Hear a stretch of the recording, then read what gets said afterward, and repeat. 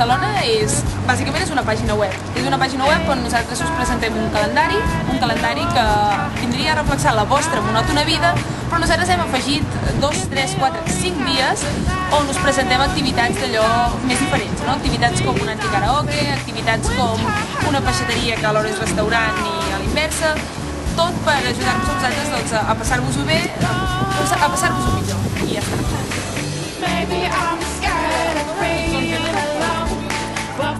Doncs la idea va sortir perquè havíem de fer una pàgina web per l'assignatura de taller a internet i vam decidir fer-ho sobre això, sobre llocs que són diferents, perquè Barcelona és una ciutat molt gran on realment hi caben moltes coses i no sempre tot és monòton i clàssic, sinó que hi ha alternatives, hi ha coses diferents.